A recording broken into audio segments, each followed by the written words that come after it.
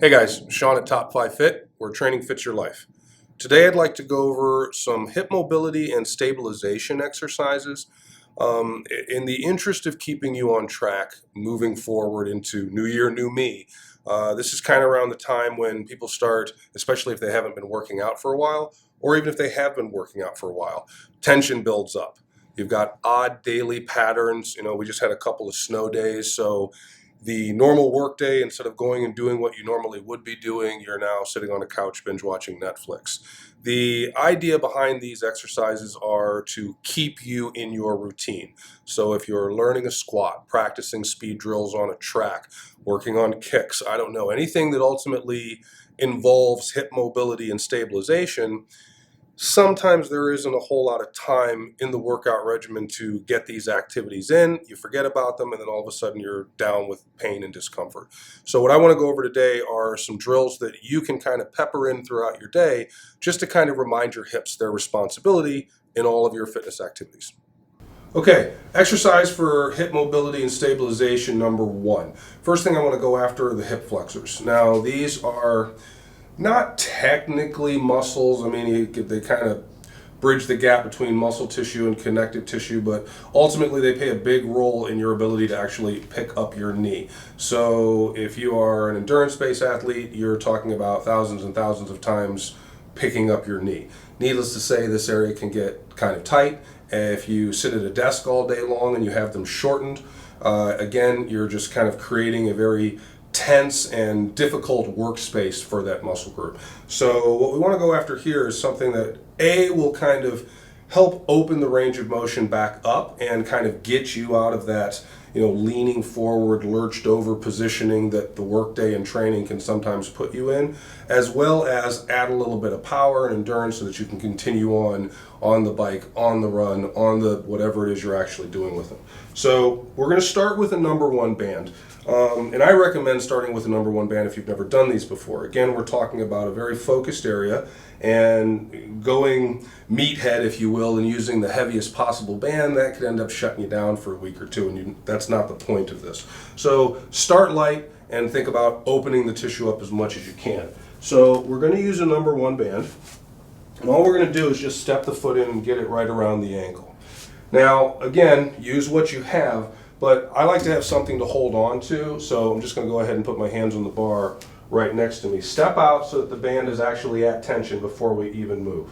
I want the toe up, so ultimately the band doesn't slip off of the foot once you start moving. And then all you're going to do is bring the knee up at least to 90 degrees or higher, depending upon what your range of motion allows you. Here and back down. Very fluid. Almost like there's a pad right here, and you're trying to actually get your knee to that pad.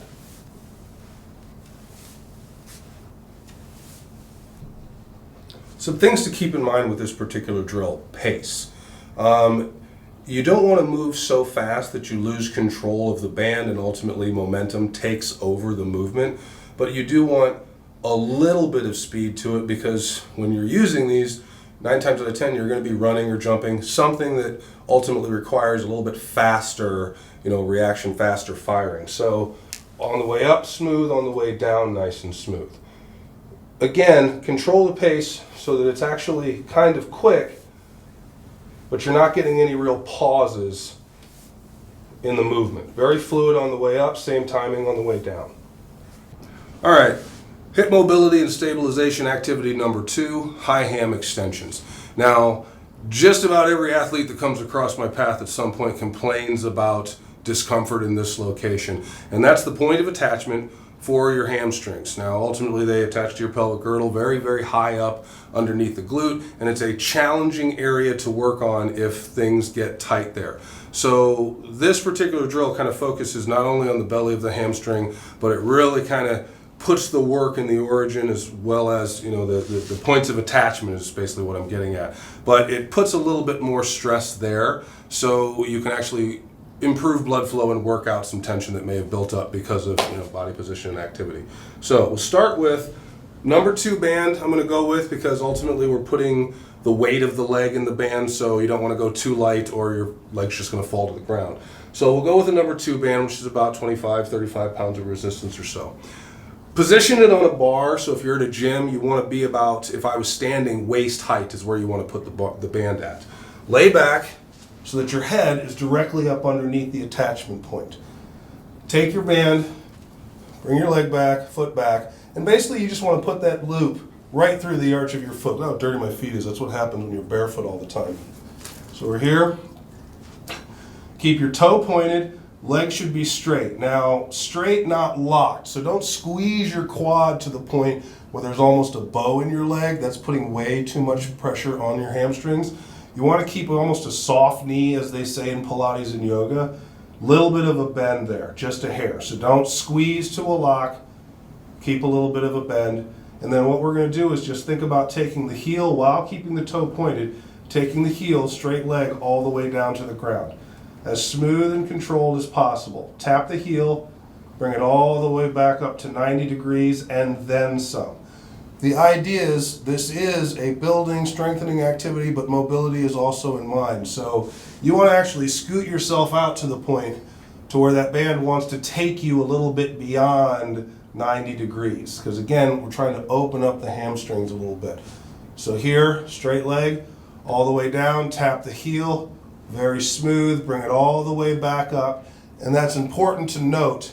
Don't let the band just whip your leg all the way back up. If you're working on an uncomfortable hamstring, that quick movement up could pretty much bring about a spasming response, and that's not going to feel good. So control matters.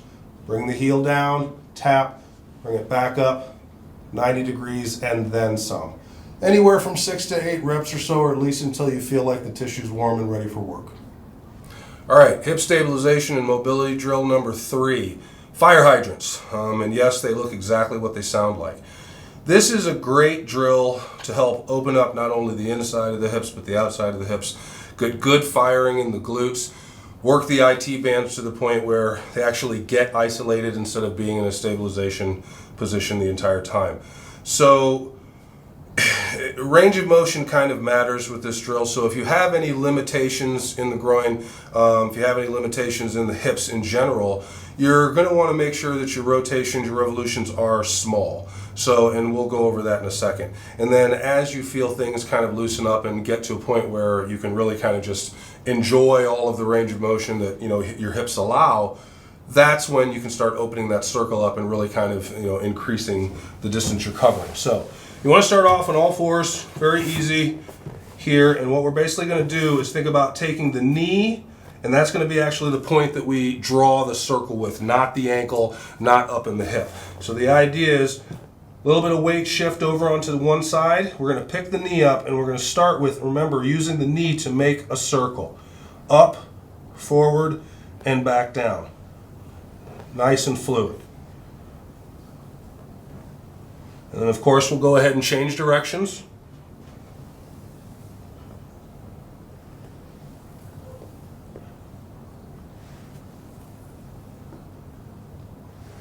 And ultimately, that change in directions just kind of helps you fire the tissue in the opposite, opposite firing pattern. So, and the more you can do that, the more balanced your structure will be. So, when you're doing this, again, start with small rotations, small circles, and then gradually open them up. And then once you get to the point where you feel nice and stable with it, you can actually add something to go over. So here, just take like a medicine ball that might be sitting around the gym, and now we're going to go around, over, and down, giving you something to actually trace and get by. And then, of course, once this becomes easy, you can move on to a bigger ball if you need to.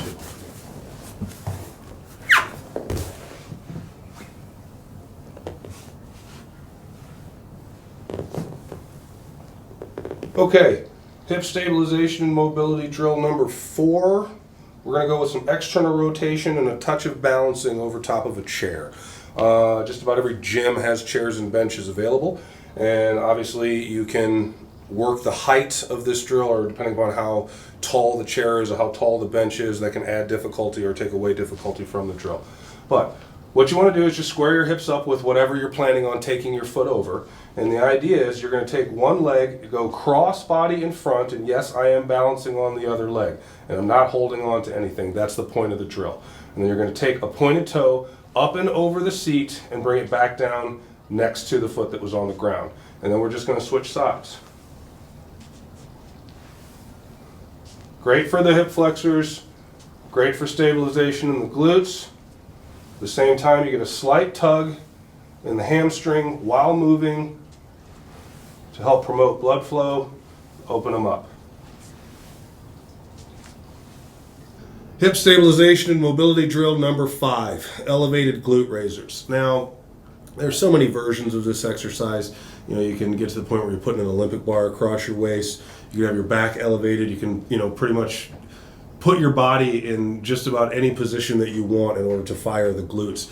But I like this particular drill because ultimately it allows me to go beyond, I guess, full extension in the low back so that I can dig into the hip flexors a little bit at the top. And you're getting a complete contraction in your glutes if you're actually pushing to that point. So find a preferably clean space in the gym on the floor. Take your feet, put them up on the side of a bench, a chair, whatever's available. I like to try to at least keep as close to 90 degrees from the ankle to the knees as possible. So whatever you're using, keep that angle in mind. And that's not necessarily for any real safety reason or anything like that. It's just a nice starting point so that you're actually getting a full contraction throughout your glutes and your low back.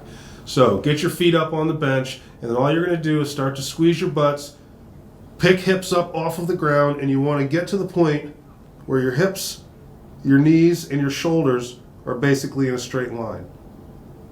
And then drop all the way back down to the floor. The pressure should be right in, for me, now depending upon what your feet are actually like and your shoe wear and so on and so forth, I like to have the pressure right in the center of my feet, right in the arch of my feet. So when my feet are on the bench, that's kind of where I'm actually rolling through and maintaining pressure. Again, squeezing the glutes until I'm all the way up with a straight line from that knee, hip, down to the shoulders, and then drop it all the way back down. Okay, that about wraps it up for my top 5 hip mobility, hip stabilization drills.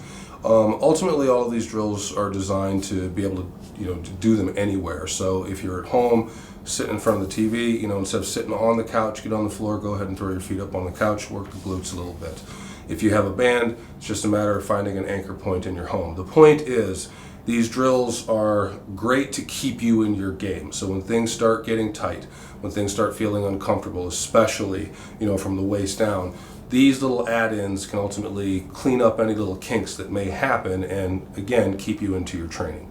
Thanks again for watching. If you have any questions, comments, concerns, throw them in the box below. I do really appreciate and love the interaction, as well as there's going to be a lot more videos coming out. So don't forget to hit the subscribe button, and thanks.